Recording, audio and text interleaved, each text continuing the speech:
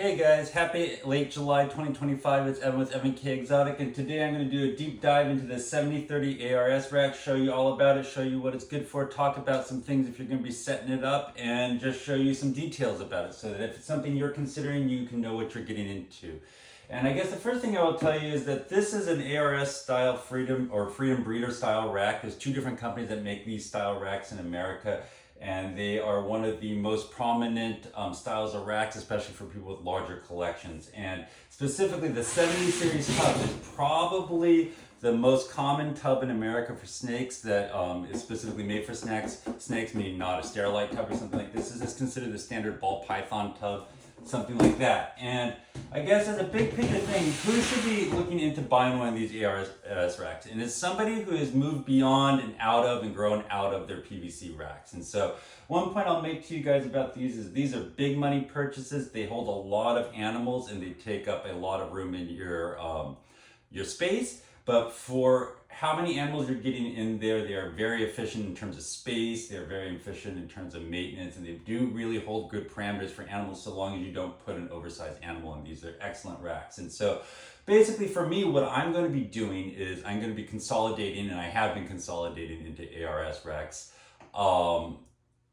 a bunch of smaller black PVC racks. So I'm putting this one in my room, I'm removing a bunch of black ones. So what you'll see this size tub used for is my children's pythons, my colubrids, and then for some younger boas and things like that. So once baby boas get out of a hatching style rack like this, I can move them right back into a tub like this. And so that's something I will tell you guys. The other thing I will say is I don't have any frame of reference on Freedom Breeder versus ARS. I just only have ARS because I think some of its regional Freedom Breeders on the West Coast, so shipping them out there is much more expensive. But beyond that, I wanted to give you some examples and non-examples of animals that I might keep in this cage. And so let me find it. This is an example of a ball python that I might keep in this rack. I would consider this an example of one that's appropriate. Let me show you a non-example. I just went to a training about training people on skills, and they say to give non-examples. Well, this is a non-example of something I keep in this rack. It is too big for this rack. So that's just something I will tell you.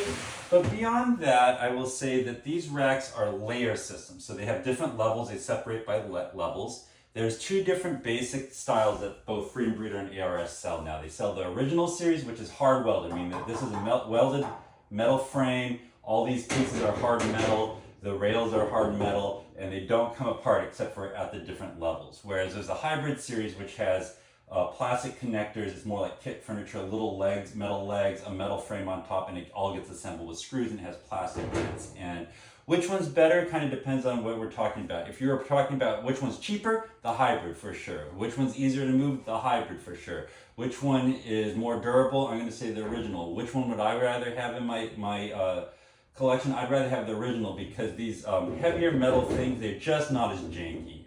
Not to say that the hybrid's bad. I had one for a while and it's fine, but I just think that the originals are superior. The other really nice thing about the originals is because the tops are solid, you can use them as a shelf up top, whereas the other ones you cannot. So that's just what I will tell you is, other than the ease of moving and the cost savings, I still think that originals are better. Other than this is not a new one, I put it back into service. So one thing you'll want to think about if you buy one of these used, or if you have one that you're moving out, is about cleaning them. And so what I like to do is I like to pull the heat panels off. They advertise as having a heat panel, which is actually still belly heat, so don't be confused and think it's overhead heat. But you have these heat panels that are attached with Velcro, so you can remove them and you can take the whole rack out, spray it with disinfectant, and pressure wash it or hose clean it. The only other thing I'll tell you is if you're going to be setting one of these up and cleaning them, buy some spare Velcro because that's what holds on the heat panels. And whenever you get them wet, you lose some of your Velcro pieces. So just have a box of this ready to replace it as you go. Other than that, I run these with two thermostats, okay, or two probes. So I put a probe taped very securely with electrical tape directly to the heat panel. I position it so the probe is in between the tubs so that the tub's not continually running over it and mechanically damaging it.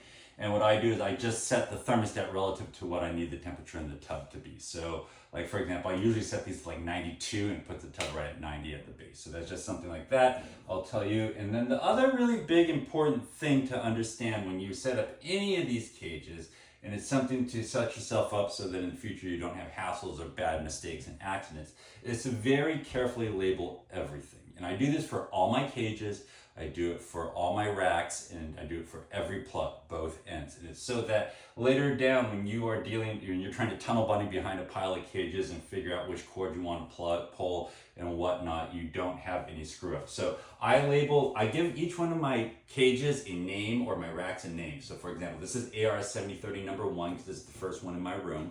This ARS brand 7030 is the model and number 1. For example, for like my cages, I named them like T25, that's the model, and then dash 1 through whatever, however number I have. I also label 1 through 10 the levels of these racks, and I also label which rack levels have the probe. So I have a probe on level 8 and a probe on level 2. And what that allows me to do, I'm going to move the camera over here and show you, is really label all the mechanics and guts in the back. Okay, and so if you see here, I have the manifolded power strip. And actually to run 2 probes, you need 2 separate power strips. I'm waiting on another one to come from Amazon. I'm going to attach to the bottom. So this is running the, excuse me, the top thermostat probe. I have it labeled ARS 7030-1 upper. And then I have each level that's plugged into it labeled. So this is ARS 70-9. So that's the 9th level. I have 10 up here, 8, 7, 6 down here. And that way you know exactly which ones you're plugging and unplugging. On the opposite end, on the back, I have all my probes labeled upper and lower. I have this labeled, the end of this plug labeled as the ARS 7030-1 upper, so that I know that that goes in the same thermostat slot as the upper probe. And it just means that I'm future-proofed really well against any sort of mistake or confusion. And it's just something that when you have this thing set up, if you set yourself up right from the beginning, you're going to really do yourself a favor over time and really enhance your safety. Beyond that, the only thing I will tell you guys about these is they are pretty big, heavy pieces of equipment. They take up a lot of room in your space, and the trade-off is you get a lot of caging, and it's very efficient and it does really well with your animals. But if you guys are going to move these, just make sure that you have the proper type of help and the proper type of vehicle. You need 2 people to move these. They're very hard to get apart by yourself. If you ever have to get one of these apart by yourself, the thing that will save you is a pair of spreader clamps. You put one on this side and you pop it up a little bit. You put one on that side, pop it up a little bit, and then that way you can lift them out. But especially the top ones are very hard to get out by yourself, even if you're 6'4" like me. So I'll tell you that you need 2 people. These usually don't fit. A full stack won't fit easily in the back of most pickup trucks, especially because it's very hard to stack them super high. So you probably want a trailer of some sort. And what I'd recommend is, as you unstack them, take them off level by level, stack them upside down. So this level goes upside down, then this level, this level, this level. And the reason you want to do that is because the bottom level has the wheels on it. So then when you get wherever you're going, you take the bottom level off first, you put it down, and then you can stack right. Otherwise, you're going to have to double stack, and it's a pain in the butt. So that's just what I will tell you. Other than that, yeah, they're very good pieces of equipment for people who have a number of snakes that would be of appropriate size. And I will tell you that what you're going to see is you're going to see a lot of my collection consolidated back into this one and one other rack that I have. So that's just a good overview for you guys. If you have any questions, go ahead and put in the comments. Take care. Bye-bye.